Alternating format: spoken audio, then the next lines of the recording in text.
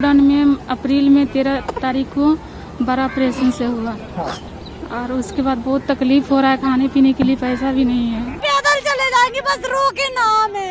अरे कुछ साधन नहीं करवा रहे तो पैदल जो जाने दो। मेरा बच्चा झूठा है, 2.5 साल का रो रहा है, मम्मी घर पे आ जाओ, मम्मी घर पे आ जाओ। कैसे जाऊँ?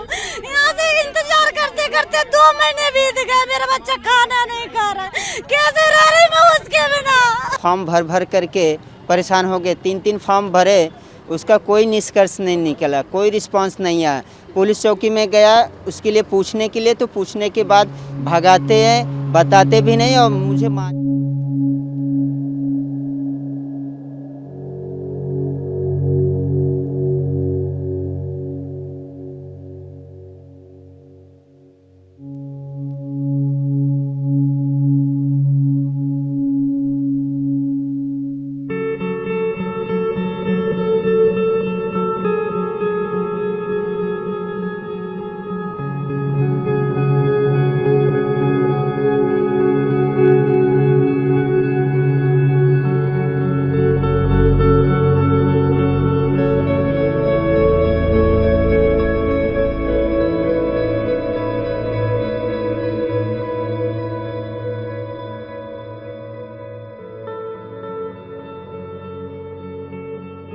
लॉकडाउन के दौरान देश भर से मजदूरों की तस्वीरें सामने आ रही हैं।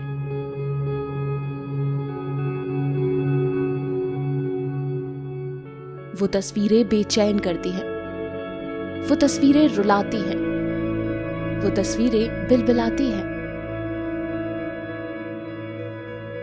मगर फिर न जाने क्यों यही तस्वीरें मजबूर करती हैं इन लोगों की बेचारगी और लाचारगी पर अफसोस करने या आंसू बहाने की बजाय फख्र करने पर। फख्र करें क्योंकि वे मजदूर हमें सिखा भी रहे हैं और बता भी रहे हैं कि असल में आत्मनिर्भर होने का मतलब क्या है। मत दो ट्रेन, रहने दो बसों को। साइकिल, मोटरसाइकिल, बैलगाड़ी भी नहीं हो तो क्या, हम पैदल ही भारत नाप लेंगे।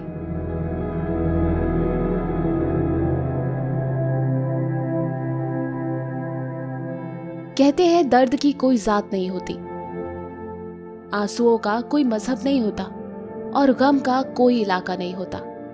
बस कोरोना के दर्द, आंसू और गम को देखना और समझना हो तो मजदूरों की तस्वीर देख लीजिए। कोरोना के बंद भारत में जब सारे पहिए बंद हो गए, शहर के चूल्हे ठंडे पड़ गए, तो ये हजारों लाखों बेबस लोग पैदल ही अपने गांव की तरफ चल पड़े। हमेशा ऐसा क्यों होता है कि हर दौर में हाकिम को सिर्फ हुकूमत चाहिए, ताकत चाहिए, पर लोग नहीं। काश हाकिम लोग एक बार इस तस्वीर को देख लें, तो क्या पता हुकूमत से नफरत हो जाए और इंसानियत से प्यार। 130 करोड़ हिंदुस्तानियों में इनकी आबादी 80 से 90 करोड़ है। 1/3 हिंदुस्तान इन्हीं की वजह से आबाद है। मगर इसके बावजूद हम और आप इन्हें किसान और मजदूर कहते हैं। बस इतना ही जानते हैं हम सब इनके बारे में। आपके लिए ये भूखे, नंगे, बेघर लोग हो सकते हैं, मगर जिन घरों में आप रहते हैं ना, वो यही बनाते हैं। जिन सड़कों पर आप गाड़ियां दौड़ाते हैं, वो ये बनाते हैं। जो कपड़े आप पहनते हैं, वो यही सीते हैं। जो सब्जी आप खाते हैं, वो यही उगाते और बेचते हैं। नहीं जानते हैं आप इन्हें, फिर जरूरत भी क्या है। इसी तरह अपने घरों में एसी की हवा खाते लोगों के लिए ये लॉकडाउन बोरिंग हो सकता है, मगर इन्हें तो इस लॉकडाउन ने बर्बाद ही कर दिया साहब।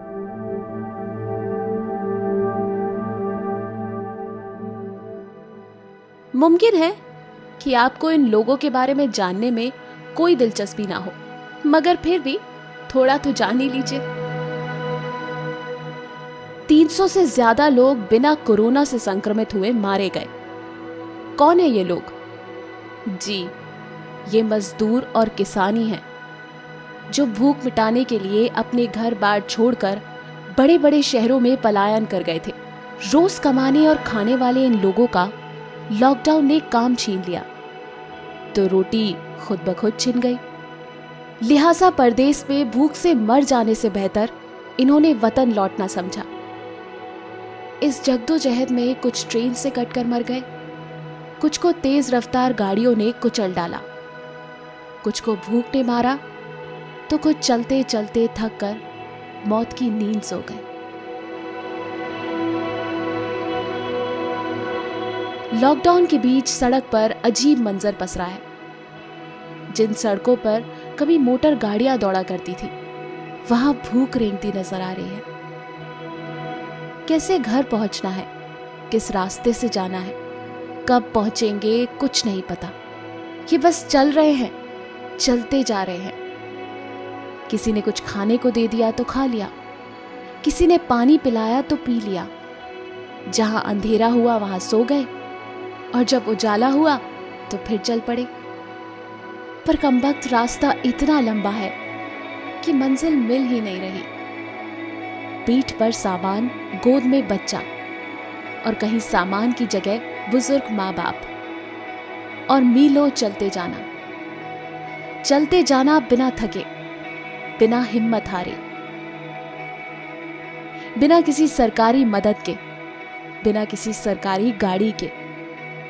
सच कहे तो इनसे ज्यादा आत्मनिर्भर और कौन हिंदुस्तानी हो सकता है। सड़कों के किनारे बिल्डर्स के बोर्ड वेलकम टू सिटी कह रहे हैं, लेकिन जब ये भीड़ सिटी छोड़कर जा रही है तो दुनिया का कोई भरोसा इनका वेलकम नहीं कर रहा। वो निर्माणाधीन इमारतें भी नहीं, जिन्हें बनाने वाले मजदूर भी सड़क पर आ गए हैं। कोई मदद नहीं कर रहा, मैं तो बिल्कुल भी नहीं। पैदल चल रहे लोगों में खुद को देखने पर गाड़ी में बैठे खुद से नफरत होती है। समय की बारिश लोगों को बेघर कर रही है। कोरोना संक्रमण से तो शायद बच जाऊंगा, लेकिन जिन सैकड़ों लोगों की निगाह ने मुझसे उम्मीद की और मैं कुछ नहीं कर पाया, ये कोरोना काल शायद मेरे मरते दम तक मैं कभी नहीं भूल पाऊंगा।